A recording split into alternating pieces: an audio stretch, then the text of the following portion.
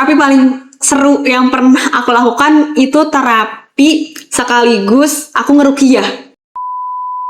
Itu masih banyak orang-orang di Indonesia yang budayanya victim blaming lah mungkin kalau pakai bahasa aku ya gitu. Mudah ngejudge, mudah ngeblame, padahal sebenarnya ada banyak hal sih yang terjadi, yang ada kemungkinan lain yang terjadi.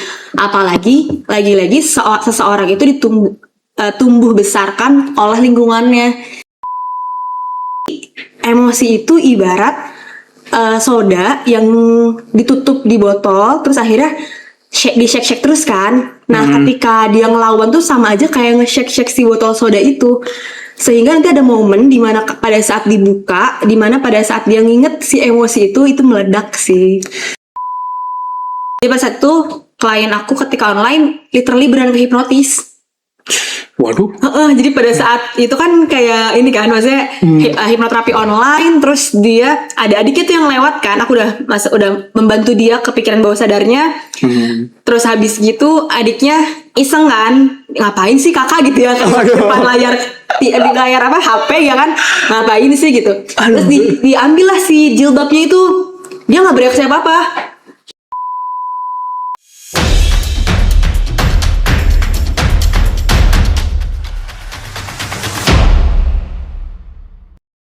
Assalamualaikum warahmatullahi wabarakatuh. Kembali lagi di Zoom, Zona Obrolan Orang Muda. Bersama saya, Kang Jundi. Ya, kembali lagi ke Zoom. Di sini adalah ruang tempat kita cerita dan bicara secara terbuka dan jujur untuk bisa menemukan arah.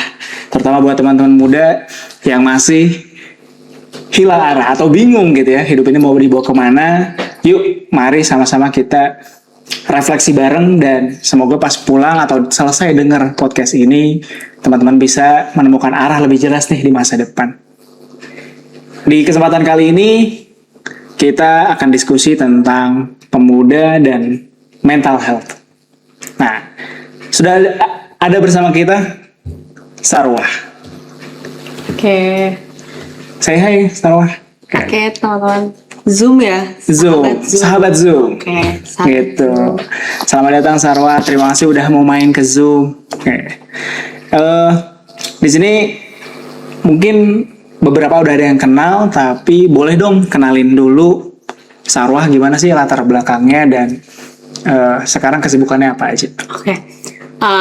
Halo semuanya, sahabat Zoom. Kenalin, aku Sarwah Azkia. Latar belakang aku S1 Psikologi, dan aku sudah menempuh sertifikasi hipnoterapi. Jadi kalau misalkan secara gelar non formal ya, jadi agak lebih panjang ya. Jadi Sarwah Azkia, SPSI, CH, CHT. Karena itu gelar sertifikasi non formal. Itu aja sih Kang paling. Jadi aku saat ini lagi sibuk di klinik aja. Karena sebagai terapis hipnoterapi. Oh, bukan klinik ya berarti ya? Oh, I see. Udah berapa lama dulu kuliah tahun berapa, terus sekarang udah mulai buka praktik hipnoterapi berapa lama tuh? Oke, aku kuliah itu dari 2019 sampai 2023. 2023, oke.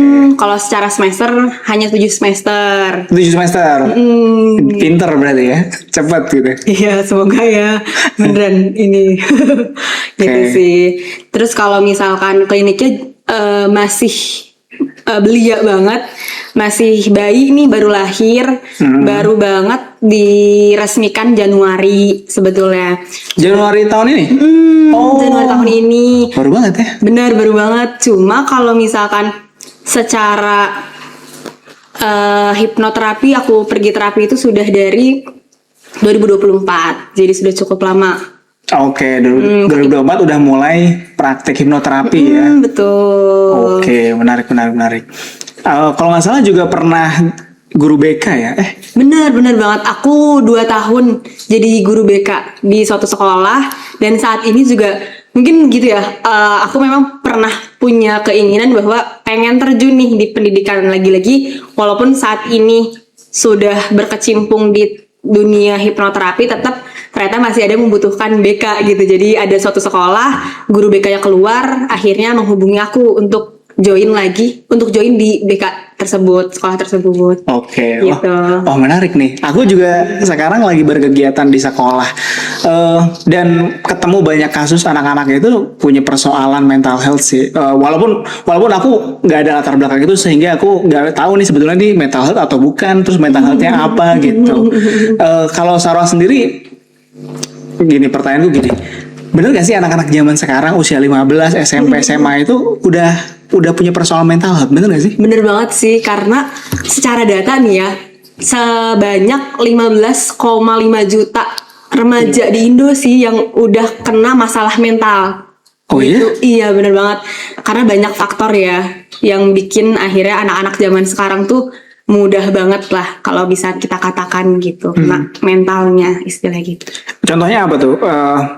Mental health yang biasanya di kalangan remaja usia 15 atau kurang lebih itu udah mulai kena tuh, anxiety kah atau Kalau misalkan secara diagnosnya, karena kan secara kode etik pun aku belum kerana sampai bisa ngediagnos sebenarnya. Karena kan itu ranahnya profesional psikolog ya. Kalau aku kan belum jadi psikolog gitu. Jadi lebih ke akhirnya anak-anak ini sih berangkat dari keluarga biasanya, masalah dari orang tua, lalu akhirnya mereka bingung gimana cara regulasi itu semua, sehingga akhirnya banyak nih Kang anak-anak yang kelihatannya di sekolah caper ya nggak sih, kayak cari perhatian ya nggak sih, terus kayak anak-anak yang sebenarnya tuh biasa aja masalahnya, kok mereka ngegede-gedein gitu lah. Jadi akhirnya ada anak-anak yang ini kenapa, atau mungkin ada anak-anak yang dicap nakal dan lain-lain itu sih. I see. Berarti udah mulai muncul ya di usia SMP SMA tuh udah mulai muncul ya persoalan mental health itu ya. Gitu. Tapi kan kalau bicara soal mental health sekarang di sosial media udah banyak banget sebetulnya ya. Kalau menurut Sarwah sendiri, ada nggak kayak persepsi orang di media gitu, bukan di media, persepsi orang secara umum yang sebetulnya kurang tepat nih soal mental health, ada nggak Kak? Ada banget lagi mengenai ini ya, emosi yang dilawan sih. Jadi aku juga ketemu sama beberapa klien yang akhirnya, Sar, gue tuh biasa disuruh sama orang tua gue buat ngelawan emosi gue gitu. Padahal akhirnya impact-nya sekarang dia di dunia kerja pun, ketika dia struggling, ketika dia ngerasa sulit tuh, dia ngerasa, wah gue harus lawan. Akhirnya dia sebenarnya memupuk sakit mentalnya dia gitu loh. Jadi memupuk emosinya, yang mana nanti emosi itu ibarat soda yang ditutup di botol, terus akhirnya di shake terus kan. Nah ketika dia ngelawan tuh sama aja kayak nge-shake si botol soda itu, sehingga nanti ada momen dimana pada saat dibuka, dimana pada saat dia nginget si emosi itu meledak sih. Jadi gitu. dia akan mudah ke-trigger sama hal yang sama, dan meledak. Jadi justru kalau punya suatu unek-unek gitu ya, atau ini justru malah jangan dipendam ya. Bener banget, jangan dilawan sih sebenarnya. Jangan dilawan. Bener, jangan dilawan. Emosi itu jangan dilawan. Kayak misalnya gini, ada suatu kasus, misalkan si A nih, dia akhirnya merasakan sebuah kecewa sama pasangannya. Anggap aja dia ditinggal sama pasangannya gitu ya.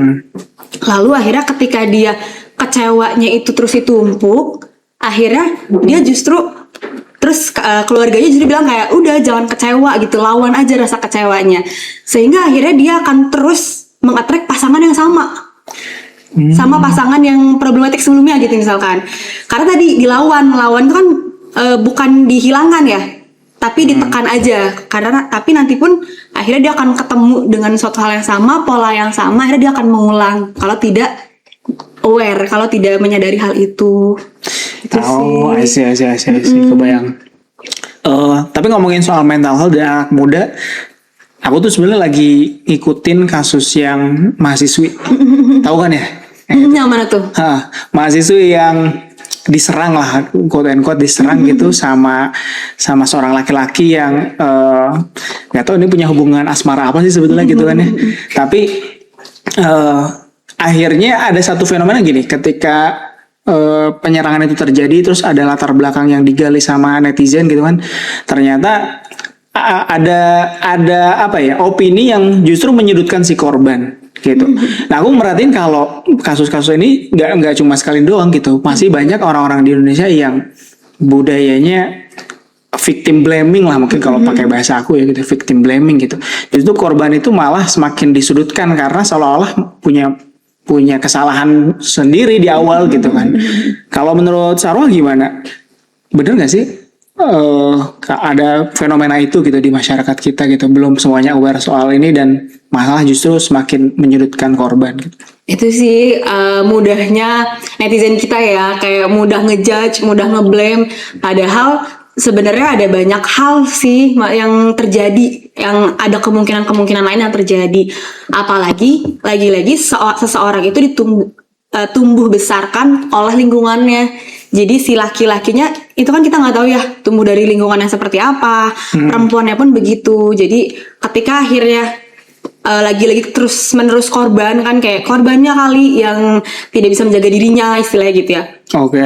Padahal mungkin ada hal justru yang spot blind gitu, yang kita nggak tahu mengenai hal itu gitu. Jadi dari apa yang terjadi sebetulnya kita semua itu memang harus lebih aware aja sih, lebih berhati-hati untuk ngejudge, untuk ngeblame. Lebih bijaksana lah ya, tetap berempati. Bener gitu banget ya. sih, lebih berempati. Karena pada akhirnya pun kita nggak benar-benar tahu kan apa yang terjadi Betul. secara langsungnya. I see. Kan ngomongin soal mental health ini berkaitan erat sama penyembuhan ya. Maksudnya orang yang ngerasa punya luka batin pengen sembuh gitu kan. Bener gak sih kalau orang itu pengen sembuh dengan cara jalan-jalan atau misalkan belanja, shopping? Itu bener gak sih sebetulnya, Sarwa? Iya, lagi rame banget ya kayak soal self reward kayak. Self reward, nah itu. Iya nggak sih, kayak self reward, kayak lu punya tabungan nggak? Enggak, gue nggak punya tabungan karena gue habis duitnya buat self reward misalkan gitu. Jadi biasanya sih nggak lebih memaknai lebih dalam ya arti dari healing itu. Jadi kalau healing ini sebenarnya dia lebih menyadari aja emosi yang hadir kepada dirinya, apa yang ia rasakan, apa yang ia terima, sehingga dari aware-nya dia soal emosinya itu akan tahu nih nextnya akan harus apa, mereka harus menjalani apa dari sedihnya yang ia rasakan, dari ketakutan yang ia rasakan gitu. Nggak harus obatnya jalan-jalan ya nggak sih, jadi kesannya mahal banget buat healing harus jalan-jalan, buat healing harus belanja yang impulsif gitu. Sayang banget sih. I see. Berarti kalau untuk orang awam nih misalkan dia punya persoalan hidup terus merasa tertekan gitu, kalau Kak Sarwa sendiri nyaraninnya gimana supaya bisa healing gitu? Untuk healing ini sekarang lagi rame banget ya yang campaign juga mengenai art terapi tuh. Mengenai art terapi. Art terapi itu sebenarnya kita menyediakan buku kecil aja gitu, nanti isinya bisa dibuat garisan atau dibuat gambar-gambar inilah, pola-pola gitu, membuat pola yang mana kan sebenarnya itu merilis ya. Jadi ketika sama aja kita nge-handle si emosi kita gitu sih. Jadi kayak dengan art terapi itu teman-teman juga dengan mudah kok, cuma beli buku kecil sama pulpen gitu ya. Nanti akhirnya tinggal menggambar dan gak sulit. Banyak contoh-contohnya di Instagram dan di media sosial lainnya sih, udah banyak contohnya. Itu sih. Aku justru baru tahu. Tapi kalau boleh nanya secara personal, aku tuh kan sebenarnya suka lari ya. Betul nggak sih? Aku sih ngerasanya lari itu membuat pikiranku jadi lebih tenang. Tapi kalau menurut psikologi, bener nggak sih kalau olahraga, lari, journaling mungkin ya? Journaling sama olahraga itu dua hal yang beneran bisa meringankan beban luka batin gak sih? Bisa jadi bener sih, karena kan, jadi bener karena kan maksudnya sebenarnya kenapa akhirnya ada emosi yang meledak gitu ya, karena nggak ada jeda tuh buat buat merilis si emosinya, nggak ada jeda buat menangkap apa nih maksud dari emosi yang hadir gitu sih. Jadi ketika kita lari kan lumayan ya ada jeda, kita self talk ya nggak sih, kita self talk, terus kita kayak ngomong sama diri sendiri, terus kayak ngerefleksiin apa yang udah terjadi sebulan 2 bulan kemarin gitu, apa yang bisa diperbaiki dan apa yang di stop misalkan perilakunya, itu bisa sih kayak untuk pada saat berlari, karena kita tadi ya self talk, terus kayak akhirnya journaling dengan kita dengan kita nulis misalkan 5 hal yang disyukuri ya nggak sih, kayak 5 hal yang membuat hari ini sedih misalkan gitu. kayak Kebayang, atau hal-hal kecil lah sebenarnya kita sadar kayak ada emosi itu, cuma akhirnya kita pun lupa gitu untuk tidak menghadirkan itu gitu. I see. Jadi termasuk bisa ya kalau misalkan aku ngerasa lari terus jadi lebih fresh gitu secara Bener pikiran, banget. jadi lebih tenang gitu. Aku penasaran gini deh, sebetulnya kan secara pribadi juga ngerasa kalau punya kesulitan juga sih dalam hal satu ngelola emosi itu. Aku kayaknya pernah punya persoalan kemarahan lah, anger management lah mungkin bahasa gitu. Tapi somehow kayaknya butuh waktu agak lama deh, bertahun-tahun sampai akhirnya mengakui kalau ini tuh nggak baik-baik aja dan akhirnya pengen ke psikolog. Eh, tapi kalau dari sudut pandang Sarwa sendiri, ada nggak kayak ini tuh guideline kalau udah mengalami hal tertentu atau sampai kondisi tertentu, ini udah harus seek for help, harus ke psikolog atau harus ke psikiater gitu. Ada patokannya nggak sih sebetulnya? Lagi-lagi sih sebenarnya patokan khususnya ya secara kayak tertulis gitu enggak ya, Oh, karena oke. kan yang lagi-lagi sebenarnya mengetahui hal itu kan kita ya. Minimal sih kalau misalkan emang udah ngerasa kita udah out of control, kayak udah di luar kontrol kita nih, itu kayaknya emang harus segera aware ya, kayak nggak baik-baik aja gitu, dan emang harus segera lari ke profesional. Atau kedua, kita udah nyelakain orang lain. Oke, gitu. itu bahaya sih benernya. Udah bahaya. Dalam artian pun nyelakainnya berpikir bener-bener sangat buruk sekali gitu mengenai orang lain, itu sebenarnya udah bahaya juga, walaupun bukan secara ini ya, tidak dengan pukulan gitu enggak ya misalkan, tapi berpikir terlalu dalam, terlalu berbahaya pun sebenarnya itu tanda juga. Oh gitu. Karena kan Itu udah tanda-tanda. karena maksudnya buat apa lo gitu kita terlalu jauh berpikir dan terlalu marah sama orang tersebut gitu nggak sih? Itu sebenarnya tanda sih untuk kita ke profesional. I see. Oke, aku penasaran banget pengen ngegali lagi soal dunia profesional yang dijalani sama Sarwah.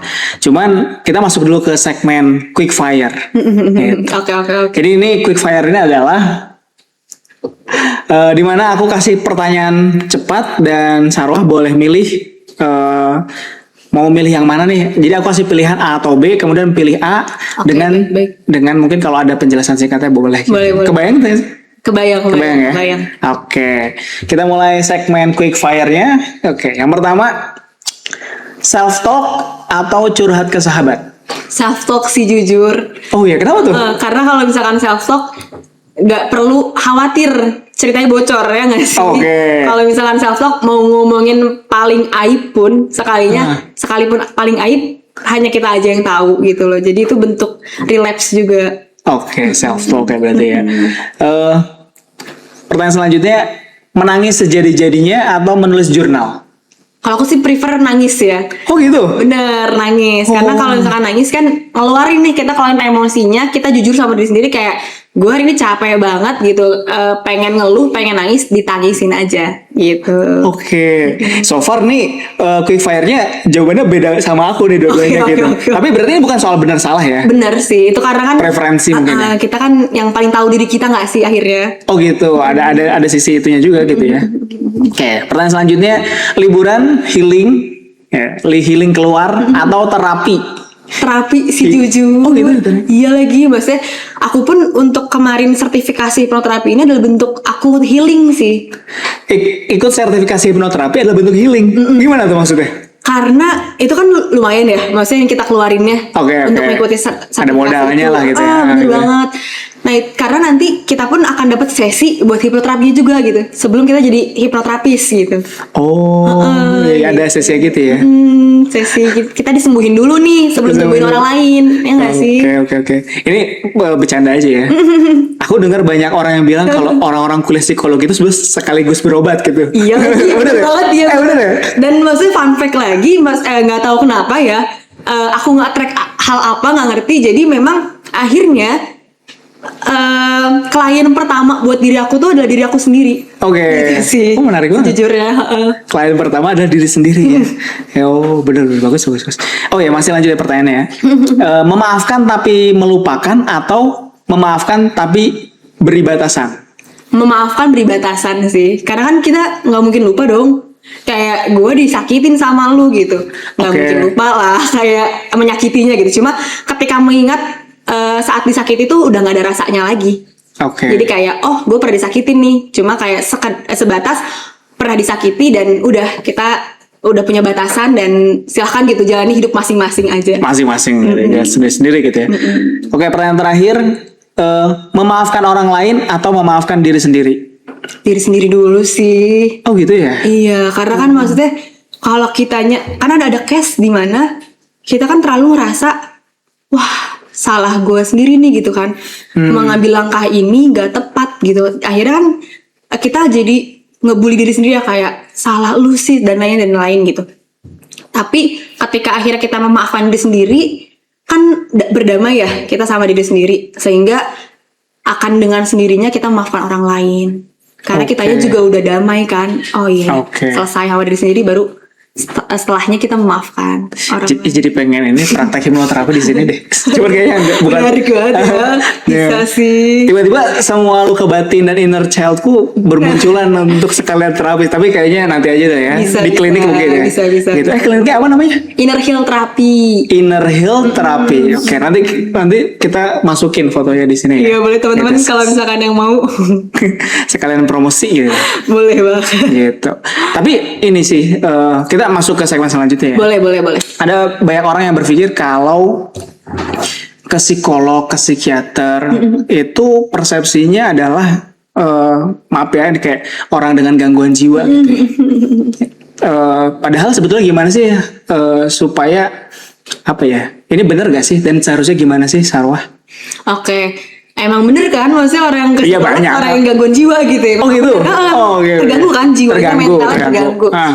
Cuma mungkin kita tepis aja dengan cara kita mencari bantuan gitu. Kalau misalkan kita justru udah tahu nih kita maksudnya gangguan jiwa, istilahnya gangguan mental, tapi kalau misalkan kita diemin aja, mau sembuh dengan begitu aja kan nggak mungkin ya. Justru kan akan buat pola yang sama, nge-attract hal yang buruk juga kan akhirnya gitu. Jadi Berlarut-larut makin parah malah bener gitu ya. banget. Sebenarnya lagi aku punya saudara juga yang beliau udah didiagnos sama SPKJ sama Oke, psikiater, oke. didiagnos, dan ternyata pada saat dia bolak-balik ke rumah sakit untuk ambil obat, udah rame psikiater tuh, dari mulai anak SMP, mulai dari orang dewasa tuh udah banyak yang ke psikiater gitu. Orang udah mulai aware karena sekarang psikiater udah di cover sama BPJS ya. Oh gitu. Psikiater udah di cover sama BPJS. Jadi bagi teman-teman yang merasa butuh bantuan terus kayak aduh biayanya gimana nih gitu, bagi yang punya BPJS silahkan sih untuk ke dokter umum, nanti akan dirujuk. Oke. Akan dapat rujukan ke psikiater. I see. Aku tuh jadi penasaran dan emang kadang-kadang suka bingung sih. Apa bedanya psikolog, Oke. psikiater, sama kan kalau Sarwah hipnoterapis ya? Tiga ini apa sih bedanya? Boleh Oke. ceritain nggak? Kalau misalkan psikiater ini dia latar belakang S1-nya tuh dokter. Oke, dokter. Dia mengambil spesialis kejiwaan. Akhirnya disebut psikiater. Itu psikiater tuh dokter ya? Dokter. Jadi kewenangannya apa nih? Dia boleh ngediagnos dan boleh ngasih obat. Kalau Boleh psikiater, ngediagnosa gitu. Oke. jadi kayak lebih psikoterapinya itu bentuknya obat. Boleh nggak diagnosa ngasih obat? Oh gitu. Oke. Kalau misalkan dan Psikiater. S1-nya dokter. Kalau psikiater, Oh, berarti ada apa istilahnya ya? Prerequisite-nya tuh sekolah kedokteran? Psikiater tuh. Oh, dia anak dokter sebenarnya. Dia esket terus ngambil profesi dokter, lalu selanjutnya ambil spesialis kejiwaan. Jadi SPKJ. SPKJ. Oh, itu Disebutlah psikiater gitu. psikiater. Oke. Kalau psikolog? Kalau psikolog itu kalau misalkan yang lama nih S1-nya psikologi dan harus ambil mapro atau magister psikologi. Jadi S2 psikologi baru nanti otomatis mendapatkan psikolog. Gelarnya di belakang lebih panjang gelarnya. Jadi MPSI psikolog gitu. Jadi ada gelarnya lagi. Oh gitu. Literally kan kalau dokter DR aja ya. DR, Kalau benar. psikolog disebut di belakang itu sebagai psikolog. Oh gitu. Nggak pakai singkatan nggak? Enggak pakai singkatan. Cuma yang terbaru sekarang itu profesi jadi kayak dokter gitu loh. Jadi kayak dokter. Jadi profesinya. jadi dari S1 itu bisa langsung lanjut profesi. Oke. Jadi Iya, iya, jadi udah dapet sebutan psikolog gitu. Oke. Kalau hipnoterapi apa? Kalau hipnoterapi ini sebenarnya itu non formal dan lagi-lagi Non-formal. bisa diambil selain psikolog sih. Oh iya, serius? Serius. Itu jadi bisa diambil selain psikolog. Oh iya, kalau misalkan psikolog nih kewenangannya dia nggak boleh ngasih obat. Psikolog nggak boleh kasih obat. Konseling dan diagnos tapi nggak boleh ngasih obat. Konseling berarti ya. Oke. Konseling, ngediagnos tapi nggak boleh ngasih obat, dan pendekatannya lebih terapinya biasanya banyak macam-macamnya. Oke. Oke. Tadi hipnoterapi gimana? Oke, kalau balik lagi ke hipnoterapi nih. Kalau hipnoterapi ini sebenarnya regulasinya itu bebas. Akang kan kalau nggak salah teknik ya. Aku teknik ya. Itu boleh sih. Oh iya. Boleh lagi. Karena Oh, gitu. ini tuh ilmu umum. Ilmu umum. Jadi emang ada yang akhirnya ilmu ini tuh si hipnoterapi ini tuh bisa diambil oleh siapapun. Pada saat itu aja, coach aku aja tuh dia bidan. Terus akhirnya ambil hipnoterapi dan dia membuat seminar gitulah, seminar ini. Jadi dia ilmu umum, dan akhirnya tuh sebenarnya hipnoterapi ini tuh bisa ke hypnobirthing. Pernah dengar gak sih? Hypnobirthing tuh ngelahirin sambil disugesti. Sugesti hipno gitu lah. Terus ada hipnoslim. Hipno? Slim. Slim? Dia pengen kurus tapi pakai proses hipno. Bisa lagi itu. Oh gitu? Seriusan. Bisa. Jadi banyak yang ngacu pengen. Hipnosleep gitu-gitu. Oh gitu? Hipnosleep. Jadi akhirnya hipno ini tuh bisa di compare kemana-mana lah, di join kemana-mana gitu sih sebenarnya. Oke. Gitu. Aku jadi semakin tertarik ya gini. Jadi sebetulnya hipnoterapi atau hipno apapun tadi ya, hipno slim, hipno itu tuh prosesnya gimana sih sebetulnya? Proses cara ya? kerjanya atau prosesnya gitu? Jadi sebenarnya kalau si hipnoterapi ini simpelnya ya, itu penanaman sugesti. Penanaman sugesti. Oke. Jadi penanaman sugesti pada kondisi apa? Pada kondisi di pikiran bawah sadar. Pikiran bawah sadar. Apa nih bedanya pikiran sadar sama bawah sadar, atau conscious sama unconscious mind? Conscious sama unconscious mind. Jadi kalau misalkan kita nih lagi ngobrol gini, ini kita lagi di pikiran sadar. Betul. Terus kalau misalkan gimana caranya aku ngebantu si klien buat masuk ke pikiran bawah sadarnya, itu di sugesti, dibuat relax. Dibuat relax, nanti ada nih poin-poinnya yang mana si klien udah masuk nih ke pikiran bawah sadar gitu. Jadi kalau misalnya udah masuk ke pikiran bawah sadar, baru deh aku boleh beraksi gitu istilahnya. Beraksi, menanamkan sugesti gitu si klien ini. Jadi apa-apa yang aku sugestikan itu nggak serta-merta aku mengasal gitu ya, kayak terserah aku lah gitu. Aku pendekatannya kan sukanya sama apa misalkan. Jadi sesuai sama aku, itu enggak, lebih ke klien butuhnya apa, itu yang kita masukkan sugestinya. Gitu. Jadi sugestinya by request ya. Jadi maksudnya tujuannya apa, biasanya gitu ya. Kita nanya masalahnya apa, terus tujuannya apa gitu sih. I see. Kebayang. Boleh diceritain nggak? Mungkin cerita terapi yang paling seru atau paling berkesan? Terapi paling seru yang pernah aku lakukan itu terapi sekaligus aku ngeruqyah. Waduh. Iya. Gimana? Jadi pada saat itu seorang klien ini, 2 orang kebetulan, ibu dan anak. Jadi masalahnya dari ayahnya melakukan cheating dengan perempuan yang make kayak gitulah, make jin dan lain-lain. Jadi yang justru malah diserang tuh si korban. Udah korban diserang lagi sama si perempuan cheatingnya itu. Gitu. Jadi pada saat saya datang ke sana itu by reservasi, jadi ke home visit jatuh. Bisa datang juga ya? Bisa datang home visit. Terus lumayan tuh, konselingnya juga lumayan lama. Terus proses terapinya pun lama karena di tengah-tengah terapi itu ibunya bereaksi.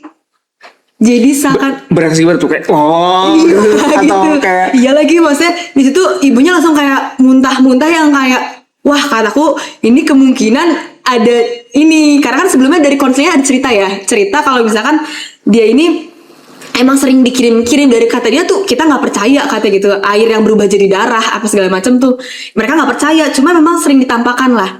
Jadi mereka udah nggak aneh tuh, setiap maghrib, setiap isya gitu-gitu yang selalu ada aneh-aneh gitu. Jadi akhirnya pada saat proses terapi itu ibunya bereaksi, aku kayak wah ini kayak harus mengeluarkan ilmu yang lain nih. Waduh. Jadi Ilmu yang lain. Waduh. FYI aku juga untungnya lagi alhamdulillah ya kayak pesantren gitu. Jadi Oh, masih ada lah pesantren. bekal-bekal itu sehingga dibacalah ayat-ayat ruqyah gitu. Oh, Jadi keren Al-Baqarah udah 3 juz. iya, ayat-ayat ruqyah aja sih itu dibaca akhirnya ternyata disugesti lagi untuk kayak semua jinnya kayak keluar gitu. Jadi Oh. akhirnya pun ketika selesai konseling terus kita komunikasi lagi juga sama, jadi aku tidak melepas begitu aja ya dengan Oke. klien-klienku, aku tetap berkomunikasi dengan mereka. Alhamdulillah katanya udah lebih lepas, udah lebih kayak ketika mau apa ya udah nggak terhalang lagi dan nggak terfokus ke pikiran itu lagi yang masalahnya gitu sih. Jadi Oke, wah, lebih menarik banget. nyaman gitulah. Tapi kamu berani ya? Alhamdulillah sih berani. Maksudnya apa ya? Kayak sebagai perempuan gitu, gak tahu sih kebayangnya gitu ngadepin hal seperti itu. Kamu sendirian waktu kondisi Sendiri lagi, dan maksudnya itu tuh konseling itu aku mulai abis asar. Setelah maghrib baru selesai, aku izin sholat dulu, baru mulai tuh abis maghrib. Selesai itu jam berapa ya? Hampir jam 9 kayaknya. lama banget. Iya selama itu karena emang sebereaksi itu sih. Jadi untung tapi nggak macem-macem ya, cuma kayak muntah-muntah gitu sih. Oh enggak sampai nyerang atau enggak sampai? Enggak sih. Oke. Dan yang menarik lagi aku juga pernah kan hipnoterapi ini boleh ya online. Oh bisa online? Bisa Baru tahu. online. Iya, jadi kayak pada saat itu pernah aku juga ketemu klien. Jadi kan setiap balik lagi nih kinerja hipnoterapi itu tergantung si kliennya kan. Jadi ketika dia harus ada persetujuan, dianya memang mau dan bukan paksaan dari orang tua atau dari orang sekitarnya. Jadi memang keinginan dia. Jadi pada saat itu klien aku ketika online literally beneran kehipnotis. Waduh. Jadi pada saat itu kan kayak ini kan, maksudnya hipnoterapi online, terus dia ada adiknya tuh yang lewat kan, aku udah membantu dia kepikiran bawah sadarnya. Terus habis gitu adiknya iseng kan, ngapain sih kakak gitu ya, kayak depan layar di layar apa HP ya kan, ngapain sih gitu. Terus diambil lah si jilbabnya itu, dia nggak bereaksi apa-apa. Diambil hijabnya sama adiknya kan, diisengin gitu. Pas ketika bangun, kak kok aku jilbabnya kelepas gitu. Kan ini ya kayak kehipnotis. Oh berarti dia sugestibilitas tinggi gitu. Oh sampai nggak sadar gitu ya Sampai masuk ke pikiran bawah sadarnya. Literally deep banget nih, dalam banget pikiran bawah sadarnya masuknya. Oh dia lagi masuk ke dalam pikiran bawah sadarnya itu ya. Bahkan sempat ada juga tuh bereaksi kayak hipnotis juga. Oke. Gitu sih. Wah menarik banget ya. Tapi aku penasaran sih dari semua perjalanan Sarwah, mulai kuliah psikologi, terus sekarang belajar soal hipnoterapi, ngambil sertifikasi, pernah bantu terapi banyak orang gitu kan, bahkan dari siswa gitu ya. Terus sekarang lagi usaha buka klinik sendiri gitu kan. Nextnya apa sih Sarwah? Penasaran deh. Oke, nextnya pengen ini sih lanjut psikolog sih, profesi. Oh profesi psikolog. Pengen banget, cuma mungkin kayaknya aku harus lebih ini aja kali ya, pengen lebih di lapangan dulu aja deh, maksudnya apa yang terjadi kan, supaya nanti benar-benar reason why itu kuat banget buat nanti lanjut lagi. Oke, Gitu sih. persiapan buat selanjutnya itu ya berarti ya. Boleh dong kasih pesan, kan kita kan buat Zoom ini sebetulnya supaya orang-orang bisa refleksi nih, teman-teman muda refleksi dan bisa nemuin arah nih ke depannya kan. Kita banyak pasti yang masih galau yang umur 20-an gitu kan, masih pengen coba-coba, masih ada yang pengen kayak dulu harusnya kuliah psikologi deh atau semacamnya gitu kan. Buat orang-orang teman-teman di luar sana yang masih muda terus masih mencari arah, jati diri dan semacamnya, ada pesan gak dari Sarwah buat mereka? Oke, pesan buat temen-temen ya yang masih nyari arah itu ini sih, terus deketin ini aja sih, pencipta kita. Karena kalau misalkan kita ngoyo mau nyari potensi diri, mau mendalami minat bakat kita, bahkan kayak kok nggak ketemu gitu, maka silahkan dekati pencipta kita sih. Karena lagi-lagi kalau misalkan kita ingin mengetahui kita nih bisanya apa, potensi kita tuh apa, tanpa bertanya pada yang pencipta kita itu nggak akan dapet apa-apa gitu. Jadi teman-teman semua silahkan deketin lagi, ngobrol lagi, dan nanti pun akan ada hal-hal yang akhirnya diberikan oleh Sang Pencipta gitu. Jadi kayak ada hal-hal yang nggak bisa kita kontrol, nanti itu jadi sebuah oh ternyata kita ditakdirin di dunia buat jadi ini gitu sih. I see. Wah itu dalam banget sih, dan menurutku personalnya aku punya personal insight juga soal itu. Tapi mungkin karena kita sudah agak lama nih kita ngobrol, hampir 30 menit lebih nih. Bener. Kayaknya mungkin kita cukupkan dulu. Mungkin kita nanti bisa ngobrol-ngobrol lagi di lain waktu gitu ya. Gitu. Nah, buat teman-teman sahabat Zoom, terima kasih banget udah nonton, udah nyimak sampai terakhir seperti ini. Kami berharap semoga teman-teman semua bisa dapat baik manfaat dari podcast ini gitu. Oke, mungkin itu. Terima kasih banget Sarah udah main ke sini. Sama-sama. Sampai jumpa lagi. Semoga bisa belajar tentang psikologi dan hal lainnya ke depannya Amin, gitu. amin. Gitu. Paling aku boleh nggak sih nyampein kayak teman-teman, buat teman-teman, kalau misalkan kesehatan mental itu bukan orang yang harus selalu bahagia. Mental yang sehat itu bukan orang yang selalu bahagia, tapi orang yang menyadari kapan dia sedih, kapan dia takut, kapan dia marah, dan dia bisa mengelolanya. Itu aja. Jadi sadar kita lagi dalam Kondisi status itu. dan kondisi apa dan mengelolanya gitu ya. Dengan baik. Oke, jadi sebenarnya nggak apa-apa kalau misalkan lagi marah itu sebenarnya nggak apa-apa, tapi kita harus tahu gimana cara ngadepinnya atau bertindaknya gitu ya. Betul. Yes. Wah, bagus banget ya. Ya, semoga bermanfaat buat teman-teman semua. Kita pamit dulu. Assalamualaikum warahmatullahi wabarakatuh. Dadah.